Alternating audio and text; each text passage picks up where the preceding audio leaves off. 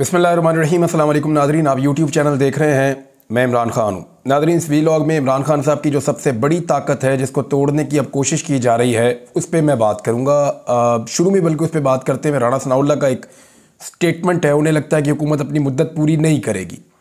वो उन्हें क्यों लगता है, ये एक बड़ा सवाल है। और राणा सनाउल्लाह साहब इमरान खान साहब के वजूद को ख़त्म करने के हवाले से जो बयानात दे रहे हैं ये कितने ख़तरनाक हैं।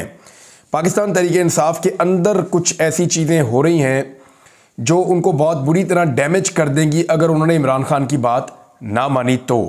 इमरान खान क्या चाहते हैं, तहरीक इंसाफ किस तरफ लेकर जा रही है, ये चीज़ें मैं इस वीलॉग में आपके सामने शेयर करूंगा। लेकिन आप ये देखेंगे इमरान खान साहब के बारे में जितने भी अंदाजे लगाए गए ना वो सारे गलत साबित हुए। और जितने भी लोग अंदाजे लगाने वाले थे वो सारे सहाफ़ी, वो सारे तज्ज़ियाकार जो इमरान खान के बारे में कहते थे कि जब डंडे पड़े और मुश्किल आई तो पाकिस्तान तहरीक इंसाफ का शराज़ा बिखर जाएगा, वो ये कहते थे कि पाकिस्तान तहरीक इंसाफ को, पाकिस्तान तहरीक इंसाफ के कारकुन और उसके जितने भी रहनुमा हैं सारे छोड़ जाएंगे। वो ये अंदाज़े लगा, 1 2 4 ने तो मुझे भी हैरान कर दिया कि उन्होंने भी नहीं छोड़ा। अच्छा, बहुत सारे लोग ये कहते थे कि पाकिस्तान तहरीक इंसाफ का टिकट लेने वाला कोई नहीं होगा। बाद में हमने देखा कि सबसे ज़्यादा टिकट उन्हीं के जमा हुए। फिर लोग कहते थे कि अब क्योंकि बल्ले का निशान नहीं है तो ये पार्टी बिल्कुल फारिग हो गई है, ख़त्म शुद्ध। फिर आपने देखा कि बाकी निशान ढूंढ ढूंढ के लोगों ने ठप्पे मारे। तो जितने अंदाजे इमरान खान के बारे में लगाए गए कि जीतने के बाद इमरान खान के जीतने वाले आज़ाद उम्मीदवार बिक जाएंगे, वो भी बहुत आटे में नमक के बराबर बिके हैं। मैक्सिमम लोग इमरान खान के साथ खड़े हैं, तो हर चीज़ में इमरान खान ने हैरान कर दिया।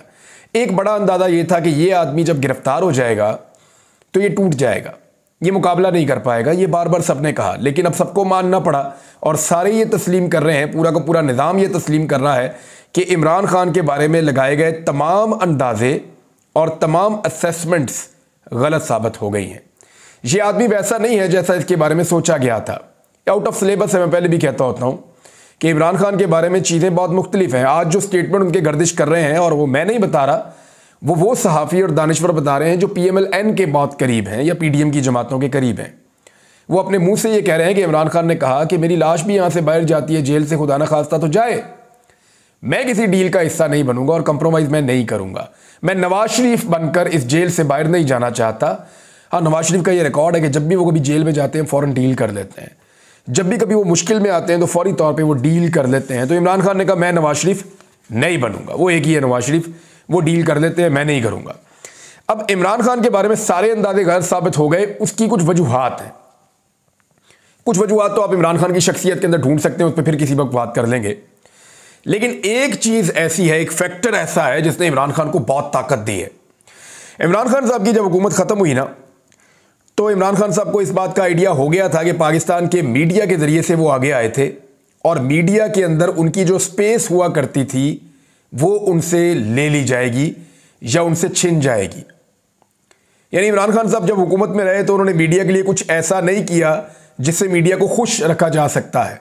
नॉर्मली हुकूमतें ये करती हैं, इश्तिहारात देती हैं, बहुत ज़्यादा सहाफ़ियों को बैरून मुल्क टूर लगवाती हैं, सहाफ़ियों को इधर लीजिए उधर भेज दिया, उनको नवाजते रहे, उनको ये करते रहे। इमरान खान ने ऐसी कोई चीज़ नहीं की। तो जब उन्होंने ये नहीं किया तो सहाफ़ियों की एक बड़ी तादाद जो है, ख़ास तौर पे वो वाले, मैं हर सहाफ़ी की बात नहीं कर रहा, वो सहाफ़ी जिन्हें आदत पड़ी हुई थी प्रोटोकॉल्स की, जिन्हें आदत पड़ी हुई थी ट्रैवल करने की, जिन्हें आदत पड़ी हुई थी मुफ्त के दौरों की, जिन्हें आदत पड़ी हुई थी काम करवाने की अपने जायज़ नाजायज़, वो सारे मायूस हो गए।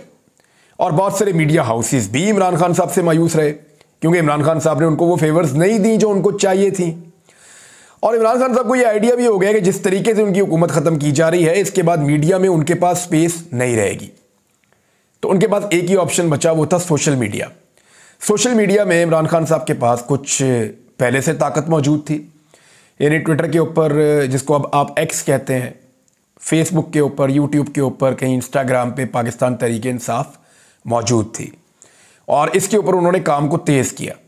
इमरान खान साहब ने सोशल मीडिया को अपना हथियार बनाया और नौजवानों तक अपना बयानिया पहुंचाने के लिए सोशल मीडिया को इस्तेमाल करना शुरू किया। वॉलंटियर्स की एक टीम थी। बहुत कम लोग ऐसे हो सकते हैं जिनको पे किया गया हो। माजी में कभी पाकिस्तान तहरीक इंसाफ ने किया भी था, लेकिन अब जितना मैं जानता हूँ वहाँ कोई ऐसा नहीं है कि कुछ तनख्वाहें पे की जा रही हों और लोगों को पैसा दिया जा रहा हो। PTI के पास तो खुद कुछ नहीं था। इमरान खान के घर के बाहर जो अफ्तारी आती थी वो लोग वॉलंटियर्स लेकर आते थे और लाकर वो अफ्तारी करवाते थे। तो पैसा तो बहुत दूर की बात है। तो हुआ ये कि बहुत बड़ी तादाद में वॉलंटियर्स इमरान खान साहब के साथ जुड़ गए और ये इतनी बड़ी टीम बन गई कि ये लाखों की तादाद में थे। यानी मैंने इतनी बड़ी सोशल मीडिया की टीम पाकिस्तान में किसी की नहीं देखी जितनी बड़ी इमरान खान साहब ने अपनी जमात की टीम बना दी, पाकिस्तान तहरीक इंसाफ की। अब ये इतना बड़ा जिन बन गया था जिसके ऊपर कंट्रोल करना किसी के बस में ही नहीं था। यानी इसके कुछ फायदे जो इमरान खान साहब को हुए वो मैं आपको बता देता हूं।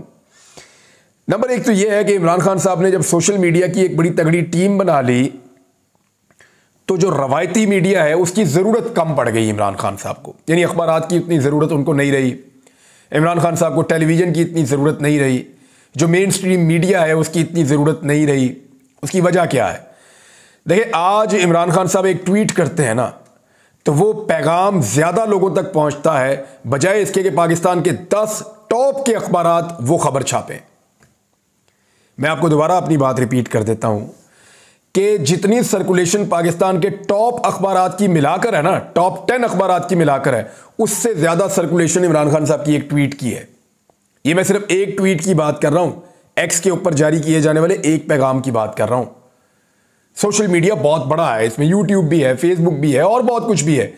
तो इमरान खान साहब ने अपने पैगाम को और अपने बयानिए को फैलाने के लिए जब इस्तेमाल किया सोशल मीडिया पे, तो सोशल मीडिया के अंदर एक बहुत बड़ी फैमिली बन गई। और इनमें लोग कौन है? ज़्यादातर पढ़ी लिखी यूथ है। इसके अंदर ओवरसीज़ पाकिस्तानियों का एक बहुत बड़ा हिस्सा है, इसके अंदर नौजवानों का एक बहुत बड़ा हिस्सा है, पाकिस्तानी शहरी ख़वातीन, मर्दो हजरात सब उसके अंदर शामिल हैं, मर्दो ख़वातीन सब शामिल हैं। और पाकिस्तान का आम आदमी भी इसके अंदर शामिल है। कई लोग ऐसे हैं जो ज़्यादा पढ़े लिखे नहीं हैं लेकिन वो इस्तेमाल करते हैं सोशल मीडिया को, क्योंकि यहां पे एक एप्लीकेशन और आ गई और उसने सारे के सारे डायनामिक्स चेंज कर दिए। और वो एप्लीकेशन थी टिकटॉक। टिकटॉक के आने के बाद यानी किसी और पार्टी को टिकटॉक की जितनी देर में समझ आती या इमरान खान साहब के मुखालिफों को जितनी देर में टिकटॉक की समझ आई, उतनी देर में इमरान खान साहब की पार्टी टिकटॉक पर अपना काम पूरा कर चुकी थी। यानी इमरान खान साहब के पैगामात को जिस दिलचस्प अंदाज में और जिस मौसर तरीके से टिकटॉक के ऊपर बना बनाकर डाला गया, यह मैंने कभी नहीं देखा था। और ये कोई भी आदमी जो पढ़ा लिखा नहीं है, जिसने कभी एक दिन भी स्कूल नहीं गया, वो इसको पकड़ता है और इसको सिर्फ यूं स्क्रॉल करता रहता है ऊपर मोबाइल के ऊपर और उसको सब कुछ दिखाई देता है। और वो बयानिया उसके दिमाग के अंदर जो है वो हैमरिंग करता रहता है और वो उस बयानिए के ऊपर चल पड़ता है। उसको जब वो अपील करता है बयानिया तो वो उसको फॉलो करता है। इमरान खान साहब की जो ताकत थी वो पब्लिक के अंदर थी, लेकिन आप गौर करें ना वो जलसा कर सकते थे, ना वो जुलूस कर सकते थे, ना वो पब्लिक के साथ डायरेक्टली इंटरेक्शन कर सकते थे। कुछ भी उनके पास अवेलेबल नहीं था। हर जगह दफा 144 लग जाती थी। लेकिन इमरान खान का पैगाम पाकिस्तान के हर आदमी तक पहुंच रहा था। और पहुंचा कौन रहे थे? सोशल मीडिया के ऊपर मौजूद इमरान खान साहब की एक जो बहुत बड़ी टीम है, लाखों लोग हैं, वो लोग पैगाम पहुंचा रहे थे। और वो पैगाम डायरेक्टली लोगों के घरों तक जा रहा था, उनके हाथों तक जा रहा था, उनके मोबाइल फोन में, उनके दिमागों तक पहुंच रहा था। तो इसको एक हथियार के तौर पे इस्तेमाल किया इमरान खान साहब ने। बल्कि हुआ ये वक्त के साथ साथ कि जहां ये फैसले हुए कि इमरान खान साहब के ऊपर पाबंदी लग जानी चाहिए पाकिस्तान के मीडिया पे, मुझे ऐसा लगा कि ये फैसले गलत हो गए, असेसमेंट गलत हो गई। अगर इमरान खान साहब के ऊपर मीडिया पर पाबंदियां ना लगती तो शायद सोशल मीडिया इतना इफेक्टिव कभी ना होता जितना उन पाबंदियों के बाद हो गया। नौजवानों ने उसको एक रिएक्शन के तौर पे लिया। उन्होंने इसके ऊपर एक रिएक्टिव अप्रोच अपनाई कि नहीं, हम सोशल मीडिया पे ज्यादा हैमरिंग करेंगे। मैंने देखा 24-24 घंटे सोशल मीडिया के ऊपर स्पेसेस चल रही हैं, लाइव कन्वर्सेशंस चल रही हैं, नौजवान पूरी दुनिया में बैठकर कर रहे हैं। ऐसा पाकिस्तान में कभी नहीं हुआ था। और वो नौजवान जिनको कभी सियासत के अंदर दिलचस्पी नहीं थी, वो खवातीन, वो लोग, उन सबको अंगेज कर लिया एक मोबाइल फोन के जरिए से इमरान खान साहब ने। तो सोशल मीडिया की सबसे बड़ी और सबसे तगड़ी टीम इमरान खान साहब ने बना दी। अब हुकूमत के बाद इस वक्त जो हुकूमत बनी है, चाहे वो फॉर्म 47 पे बनी है, जो कुछ भी 8 फरवरी को हुआ वो सोशल मीडिया की वजह से हुआ। मैं कोई इसमें कहने में मुज़ायका नहीं है। यानी अगर लोग निकले तो सोशल मीडिया की वजह से निकले, लोगों ने आकर वोट डाला तो सोशल मीडिया की वजह से डाला, बेशतर लोगों को जब उनके कैंडिडेट का पता चला तो सोशल मीडिया की वजह से चला, बेशतर लोगों ने जब अपने कैंडिडेट का निशान पता किया तो सोशल मीडिया की वजह से किया। लोग मोटिवेशन जहां से लोगों ने ली वो सोशल मीडिया से ली। सोशल मीडिया में पाकिस्तान तहरीक इंसाफ के लोगों ने आर्टिफिशियल इंटेलिजेंस के जरिए से इमरान खान साहब की आवाज़ में वो जेल के अंदर हैं, एक पैगाम जारी किया, उस पैगाम को पाकिस्तानियों तक पहुंचाया, उस पैगाम से भी लोगों ने असर लिया। तो सोशल मीडिया का एक ऐसा फिनोमिना है जिसको आप नजरअंदाज नहीं कर सकते। ये इमरान खान साहब का सबसे मजबूत और मुअस्सिर हथियार है, ये मानना पड़ेगा। अब मौजूदा हुकूमत का जो सबसे ज्यादा फोकस है वो ये है कि कुछ भी करके पाकिस्तान तहरीके इंसाफ की जो क़यादत है उससे ये हथियार वापस ले लिया जाए, या सोशल मीडिया पे तहरीके इंसाफ को कमज़ोर किया जाए। देखिए, अरबों रुपया खर्च किया पॉलिटिकल पार्टीज़ ने और इमरान खान साहब के मुखालिफिन ने कि किसी तरह वो भी सोशल मीडिया पे अपनी एक बहुत बड़ी ताकत जमा कर लें। बहुत बड़े बड़े दफ्तर बनाए गए, दफ्तरों के अंदर बहुत सारे लैपटॉप, सिस्टम, मोबाइल फ़ोन, नौजवानों को हर चीज़ प्रोवाइड की गई, अच्छी खासी तनख्वाहें दी गई, बंदे एडमिनिस्ट्रेटर भर्ती किए गए, हर एडमिनिस्ट्रेटर के नीचे 10-10, 20-20 बंदे रखे गए। मेरे जानने वाले कई लोग हैं वहां नौकरियां कर रहे हैं, लेकिन वो लोग भी आप हैरान होंगे कि नौकरी उधर कर रहे हैं और बाद में छुट्टी के बाद आकर वो पाकिस्तान तहरीके इंसाफ के वॉलंटियर बने हुए हैं। ये था जनाब वो फर्क जो इमरान खान साहब ने डाल दिया था। इतना पैसा खर्च करने के बावजूद, इतनी मेहनत करने के बावजूद इमरान खान साहब के सारे मुखालिफिन मिलकर भी इमरान खान साहब की जो सोशल मीडिया की ताकत है उसका अशरे अशीर भी पैदा नहीं कर सके। उस वक्त जब मेन स्ट्रीम मीडिया में इमरान खान साहब के लिए आवाज़ उठाने वाले या उनकी बात को लोगों तक पहुंचाने वाले 5-7 लोग बचे थे, बाद में वो आवाज़ें भी बंद करवा दी गई। उस वक्त इमरान खान साहब के पास सिर्फ सोशल मीडिया का टूल था और उन्होंने उसको मुअस्सर तरीके से इस्तेमाल किया है। सोशल मीडिया में पाकिस्तान तहरीके इंसाफ के चंद अकाउंट जो हैं वो ऑफिशियल हैं, बाकी सारे वॉलंटियर्स हैं। इमरान खान साहब को इसका कोई नुकसान भी हुआ। बाद औक़ात किसी वॉलंटियर ने कोई गंदी हरकत की या कोई ऐसी हरकत की जो जायज़ नहीं थी या कोई ऐसी हरकत की जिसका कोई जवाब नहीं दिया जा सकता, तो वो इमरान खान साहब के खाते में डालने की कोशिश की गई और अभी हाल ही में दोबारा ऐसी कोशिश की गई है। फिर कुछ ऐसे अकाउंटों को तैयार किया गया जिनके बारे में ये दावा किया गया कि ये पाकिस्तान तहरीके इंसाफ के अकाउंट है, हालांकि वो पाकिस्तान तहरीके इंसाफ के अकाउंट्स नहीं थे जब उन पर तहकीकात हुई। तो यानी दर्जनों अकाउंट बना दिए गए जिनको पाकिस्तान तहरीके इंसाफ की तरफ से वो ट्वीट्स करते रहे और फिर एक सर्टेन टाइम पीरियड के बाद उन अकाउंट्स ने कुछ ऐसी हरकतें की जिसकी बुनियाद के ऊपर पाकिस्तान तहरीके इंसाफ को डीफेम करने या उसको दीवार से लगाने का मौका फराहम हुआ। अब ये एक नेगेटिव पहलू भी था, लेकिन पाकिस्तान तहरीके इंसाफ के जो ऑफिशियल अकाउंट्स हैं वहां से कभी कोई ऐसी हरकत नहीं हुई जिससे इमरान खान साहब या उनकी पार्टी को नुकसान हो, वहां से वो बच जाते थे। अब हुआ क्या, ऐसा क्या हुआ कि सोशल मीडिया के ऊपर पाकिस्तान तहरीके इंसाफ के अलावा किसी और का मंजन नहीं बिका। एक तो बयानिए का फुकदान था, इमरान खान के बाद बयानिया बड़ा तगड़ा बन गया था। एक तो उन्होंने कहा जी कि मुझे साजिश के जरिए निकाला गया है, दूसरा उन्होंने कहा ये सारे चोर डाकू इकट्ठे हो गए हैं, इन सब के ऊपर केसेस हैं, ये आकर अपने केसेस खत्म करेंगे, और इमरान खान पहले ही कह रहे थे कि ये सारे मेरे खिलाफ इकट्ठे हो जाएंगे, और फिर सबने देखा। तो बयानिया बड़ा तगड़ा था इमरान खान के पास, बयानिया की वजह से इमरान खान इनसे आगे निकल गए और इनके पास बयानिया कोई नहीं था।